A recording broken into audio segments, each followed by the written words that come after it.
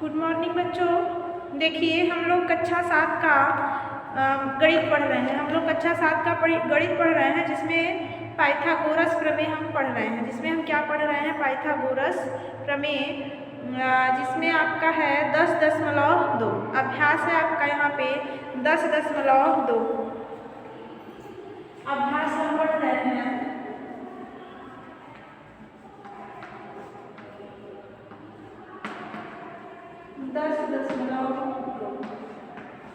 ठीक है बच्चों, हम अभ्यास 10.2 पढ़ रहे हैं, जिसमें से हमें आपको 6वां नंबर का सवाल बताना था। 5 तक हमने आपको बता दिया था। कहा था 6वां आप लगा लीजिएगा। शायद आप लगाए हो तो आ गया होगा, यदि नहीं लगाए हैं तभी आप देख लीजिए एक बार। 2 खंभे जिनकी ऊंचाइयां क्रमशः 9 मीटर और 14 मीटर हैं। लिखा है 2 खंभे जिनकी ऊंचाइयां क्रमशः 9 मीटर और 14 मीटर हैं, भूमि पर खड़े हैं। मतलब जो खंभों की ऊंचाई है, एक खंभा है 9 मीटर का और दूसरा खंभा है 14 मीटर का, तो दोनों क्या है? भूमि पर खड़े हैं।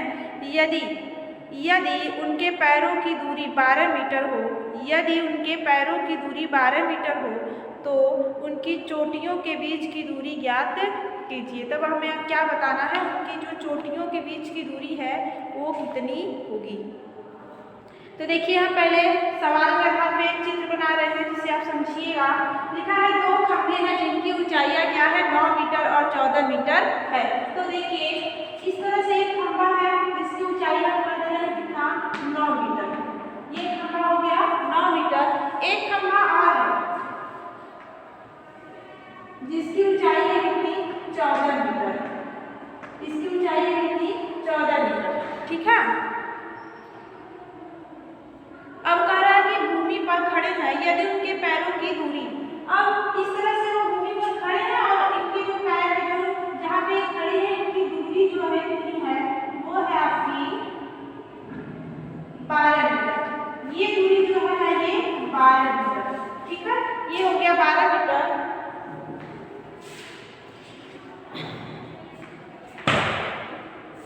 आगे देखिए क्या कह रहा है? 12 मीटर हो तो उनकी चोटियों के बीच की दूरी ज्ञात कीजिए। तो देखिए इनकी चोटी ये होगी, 9 मीटर की चोटी ये होगी और 14 मीटर वाले की चोटी ये होगी। तो इनके बीच की दूरी क्या करना है? हमें निकालना है। ठीक है, चोटी से मिलाएंगे हम, तो इनके बीच की दूरी क्या करना है? हमें निकालना है। चोटियों के बीच की दूरी क्या करना है? निकालना है। ठीक है, तो देखिए यदि हम इसे मिला दें यहाँ से, ठीक है, यदि इसे हम मिला दें तो ये 14 मीटर पूरा था, यहाँ से यहाँ तक का ये इतना पूरा 14 मीटर था, और ये इतना पूरा क्या है? 9 मीटर है, और ये इतना पूरा क्या है? ये 12 मीटर है। तो यदि ये 12 मीटर है इतना, तो ये भी होगा 12 मीटर, ये भी इतना 12 मीटर होगा कि नहीं? होगा ना? ये भी आपका 12 मीटर होगा। अब देखिए यहाँ से यहाँ तक पूरा है 14 मीटर। ठीक है, यहाँ से यहाँ तक पूरा है क्या आपका? 14 मीटर। तो देखिए अब केवल इतना हम बात करें, हम अंदर दिखाते हैं केवल इतना। तो देखिए ये इतना 9 मीटर है, तो ये भी इतना 9 मीटर होगा कि नहीं? यदि ये इतना 9 मीटर है यहाँ से यहाँ तक, तो ये भी इतना 9 मीटर होगा।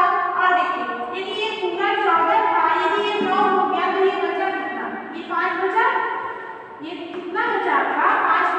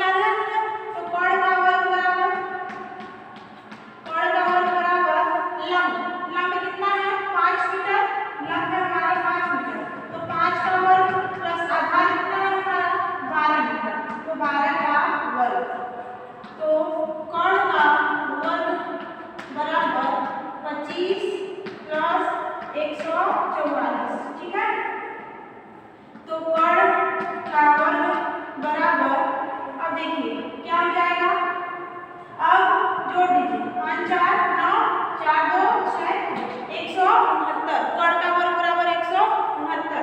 तो कर्ण का वर्ग बराबर, देखिए 169 किसका वर्ग है, इसका 169 का वर्गमूल निकालेंगे तो कितना आएगा, आएगा हमारा 13, 13 का वर्ग। तो कर्ण बराबर क्या हो जाएगा,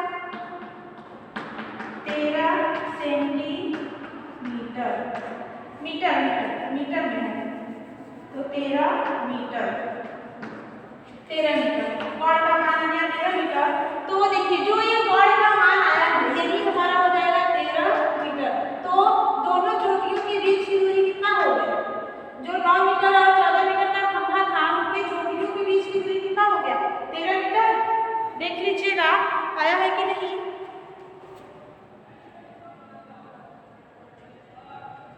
13 मीटर आया है। ठीक है, तो एक बार फिर से देख लीजिए, कहा कि दो खंभे हैं जिनकी लंबाई दिया है 9 मीटर और 14 मीटर। ये पूरा आपका 14 मीटर का खंभा है और ये पूरा आपका 9 मीटर का खंभा है। ठीक है, तो क्या कर रहा है फिर कि जो दोनों खंभे हैं जो खड़े हैं तो थोड़े से दूर पे खड़े हैं तो उनके बीच की जो दूरी है वो है 12 मीटर। जो खड़े होने उनके पैरों के बीच की जो दूरी है वो है कितनी, 12 मीटर। तो कहा रहा है कि उनके चोटियों के बीच की दूरी बताइए। तो इस तरह से यहाँ से यहाँ तक उनके चोटियों के बीच की दूरी हो जाएगा। तो देखिए हमने क्या किया, इसे डॉट लाइन से मिला दिया है। तो देखिए ये इतना हमारा आधार था 12 मीटर का, तो ये भी हो जाएगा 12 मीटर होगा, ये हो गया 12 मीटर। अब देखिए ये हो गया हमारा 9 मीटर।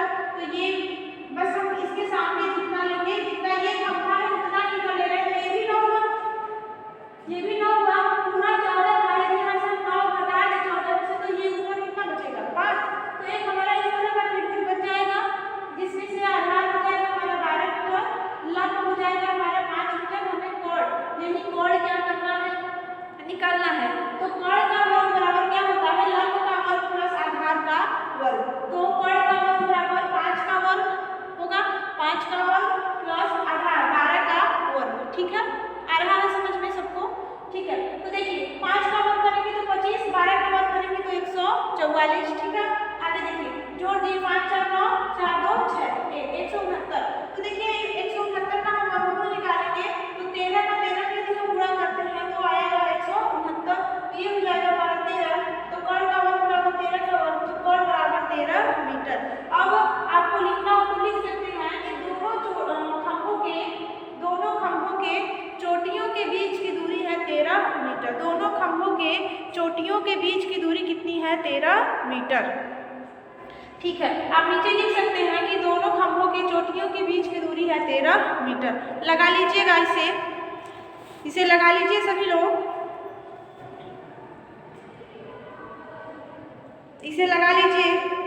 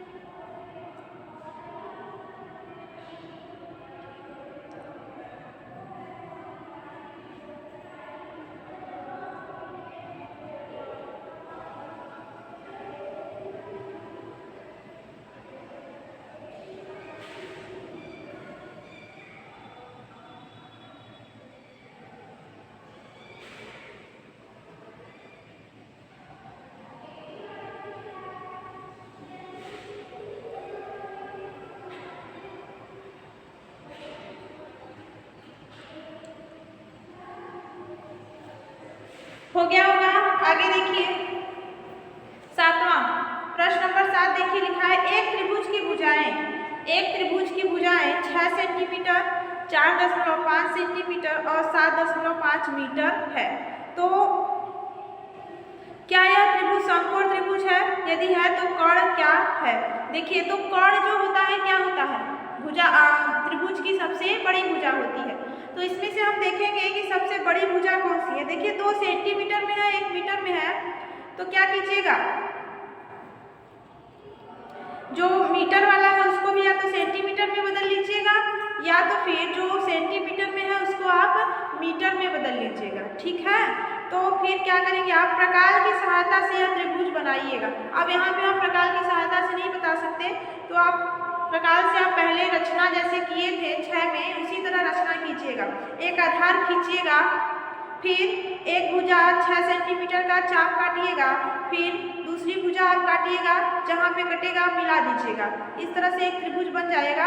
यदि उसमें 90 अंश का कोण कहीं पे बन रहा है तो देखिएगा कि वो क्या होगा, समकोण त्रिभुज आपका होगा। समकोण त्रिभुज में क्या होता है, वह त्रिभुज जिसकी एक भुजा समकोण हो, वह त्रिभुज जिसकी एक भुजा समकोण हो, समकोण त्रिभुज कहलाता है, ठीक है। वह त्रिभुज जिसकी एक भुजा समकोण होती है और बाकी 2 भुजाएं न्यूनकोण होती हैं। तो हमें यहाँ पे समकोण दिखाना है, तो एक 90 अंश का होना चाहिए। अब 7वां प्रश्न आप लगाइएगा। अब हम 8वां बता रहे हैं, देखिएगा 8वां क्या है, हम 8वां प्रश्न बता रहे हैं।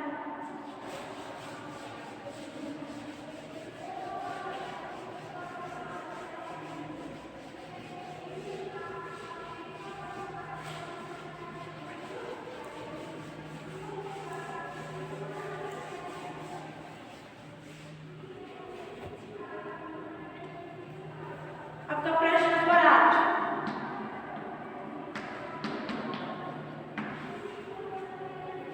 यह इस 10-10/2 का लास्ट क्वेश्चन है। देखिए क्या लिखा है 8वां, एक पेड़ हवा के द्वारा टूट गया, हवा चली जिससे पेड़ क्या हुआ, टूट गया।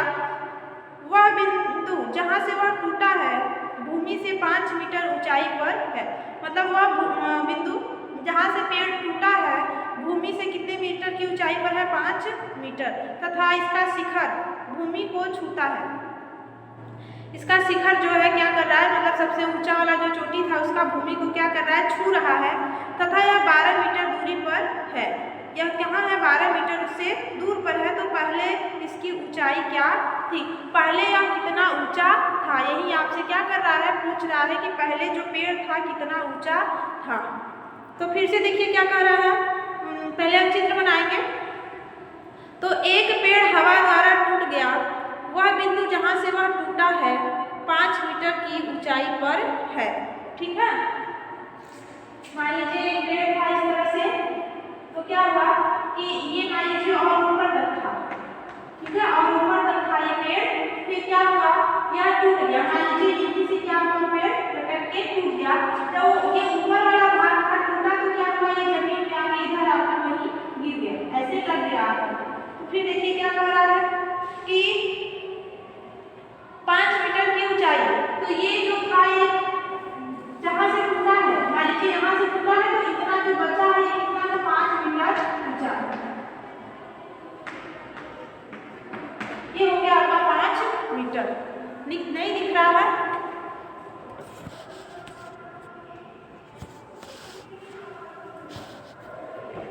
नहीं दिख रहा है तो हम इधर बना रहे हैं, देखिएगा।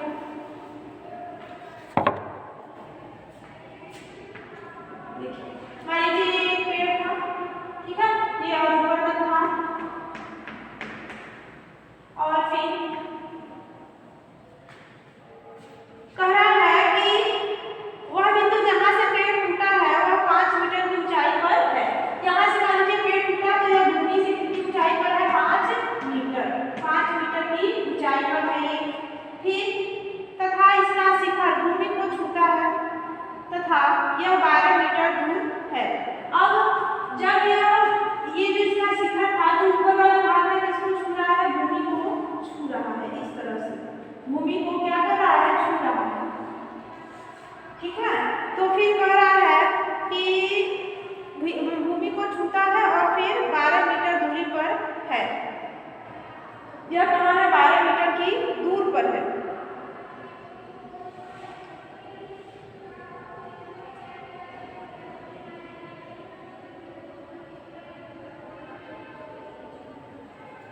ये हो गया आपका, ये यहाँ से 12 मीटर दूर पर है। ये जो पेड़ की जड़ थी वहाँ उससे क्या है, ये गिरा हुआ वहाँ 12 मीटर की दूर पर है, 12 मीटर हो गया यहाँ पे आपका। फिर क्या पूछ रहा है कि टूटने से पहले इसकी ऊंचाई क्या थी। अब जब पेड़ नहीं टूटा था तो इसकी ऊंचाई क्या थी, तो जो टूटा हुआ भाग ये है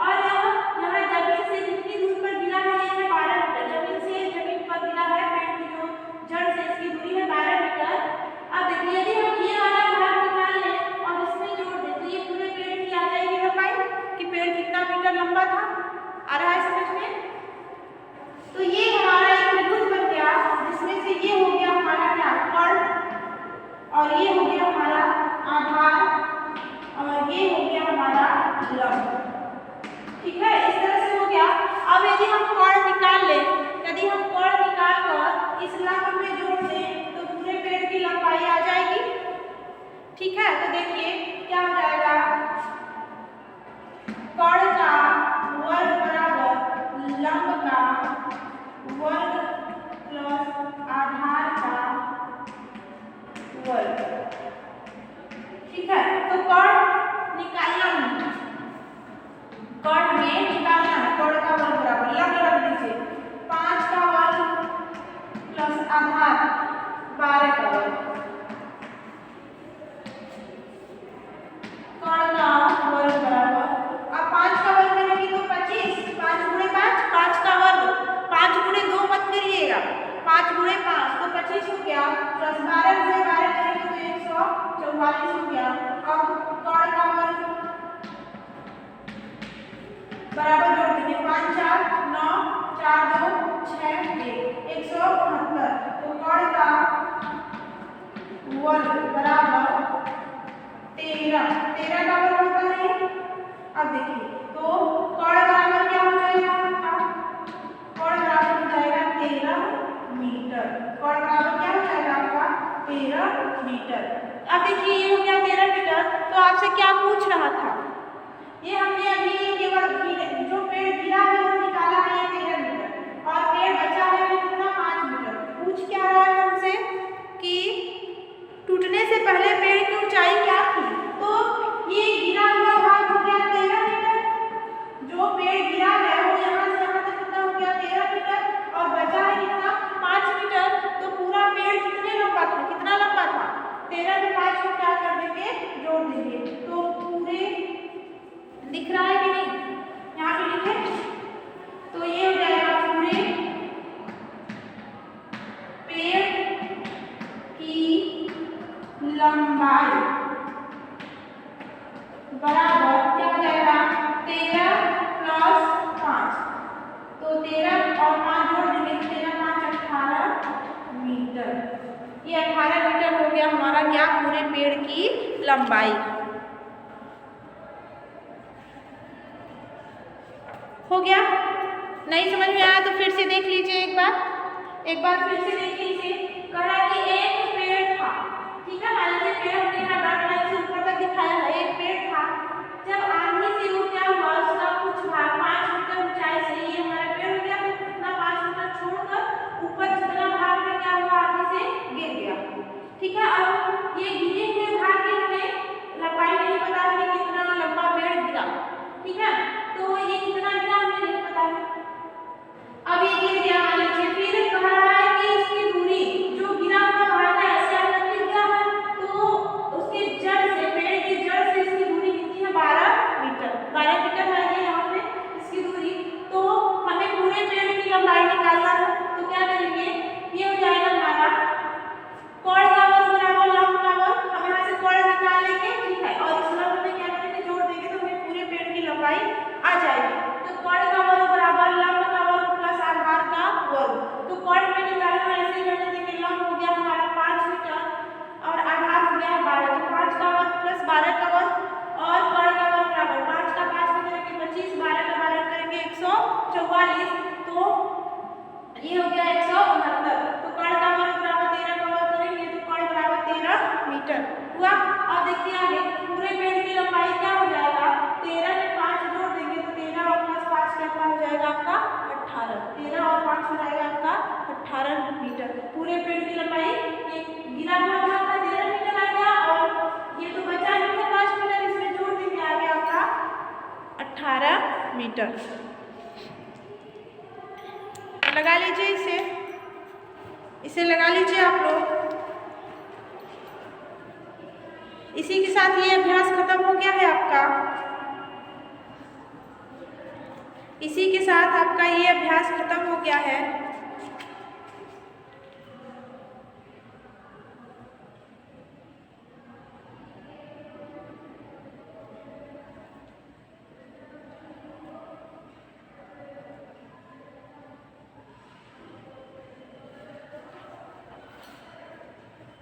लग गया होगा। आगे देखिए आपको पढ़ना क्या है आगे, अब आगे के लिए हम दिखा रहे हैं आपको कि पढ़ना क्या है। आपको आगे 11 नंबर का चैप्टर पढ़ना है, आगे आपको 11 नंबर का चैप्टर पढ़ना है जिसका नाम है समांग समता, जिसका नाम है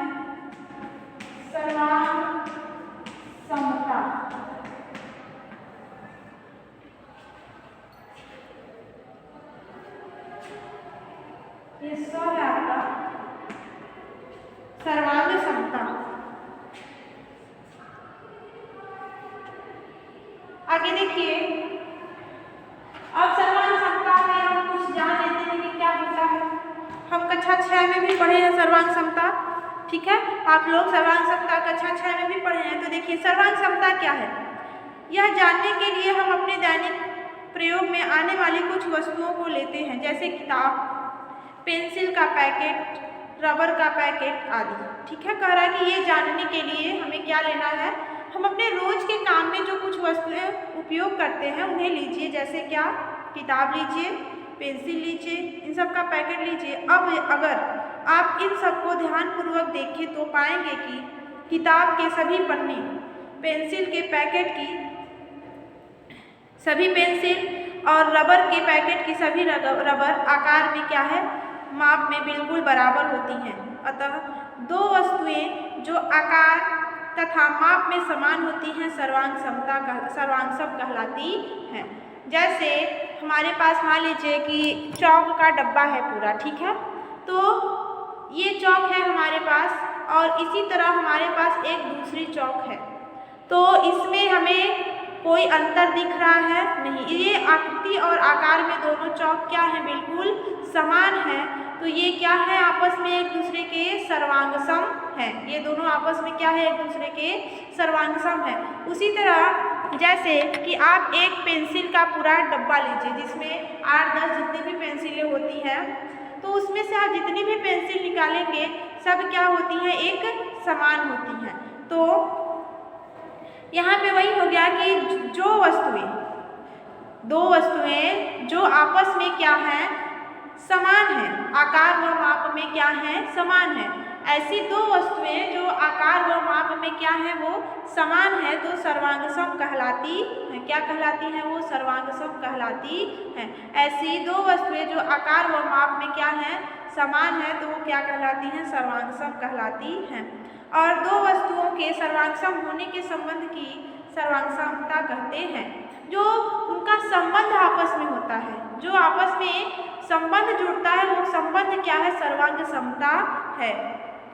इसे हम प्रतीक से प्रदर्शित करते हैं। देखिए सर्वांगसम दिखाने के लिए हम पहले बराबर खींचते हैं और उसके ऊपर इस तरह से एक चिन्ह बना देते हैं। यही क्या है, आपका सर्वांग समता का प्रतीक है, चिन्ह है। जैसे किसी भी त्रिभुज को या रेखा को, किरण को दिखाने के लिए हमने आपको एक प्रतीक बताया था ना, उसी तरह सर्वांग समता दिखाने के लिए भी क्या है, आपका ये प्रतीक है। अब है आगे, अब हम सर्वांगसम आकृतियों के प्रकार के बारे में अध्ययन करेंगे। अब देखिए सर्वांगसम आकृतियों के प्रकार होते हैं। जैसे पहला है रेखाखंड की सर्वांग समता। पहला क्या है, रेखाखंड की सर्वांग समता।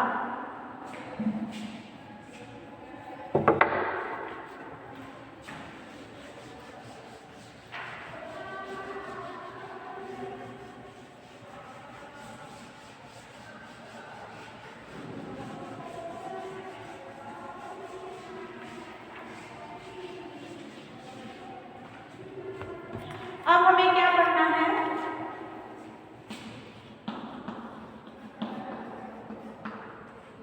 रेखाखंड की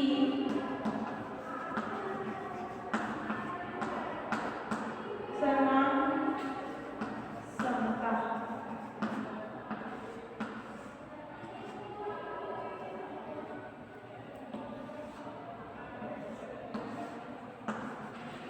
ठीक है, देखिए दो रेखाखंड सर्वांगसम कहलाते हैं। जो दो रेखाखंड होते हैं वो क्या है, सर्वांगसम कहलाते हैं। और सर्वांगसम कब होंगे, जब उनकी लंबाई समान होती है।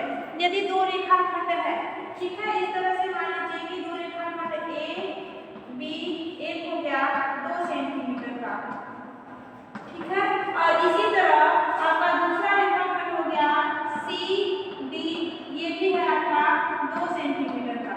तो ये भी 2 सेंटीमीटर का है और ये भी 2 सेंटीमीटर का है, तो ये दोनों रेखाखंड आपस में क्या होंगे, सर्वांगसम होंगे। ये क्या दिखा रहे हैं, सर्वांग समता दिखा रहे हैं। तो यदि हमें इसे दिखाना है तो क्या हम दिखा सकते हैं, ए बी, और सर्वांग समता का प्रतीक होता है ये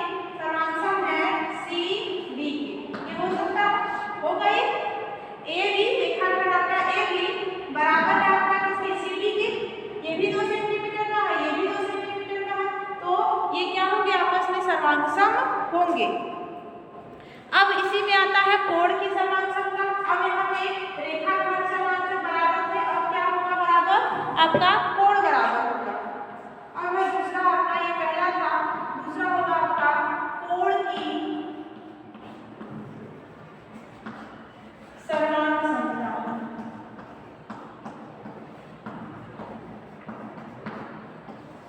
देखिए अब कोण की सर्वांग समता में क्या है, तरह के दो कोण सर्वांग कहलाते हैं यदि उनकी डिग्री माप समान हो।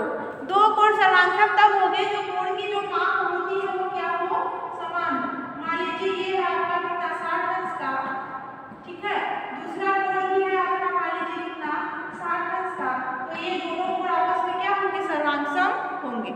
ये भी 60 अंश का है, ये भी 60 अंश का है, ये कोण इस कोण के बराबर है, ये कोण इस कोण के क्या है, बराबर है, तो ये क्या होगा, सर्वांग सम होंगे।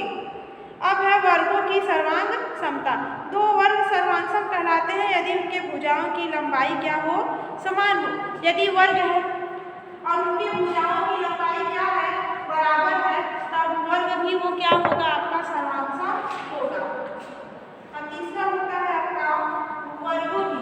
वर्ग जानते हैं आप, इसकी चारों भुजाएं क्या होती हैं, बराबर होती हैं।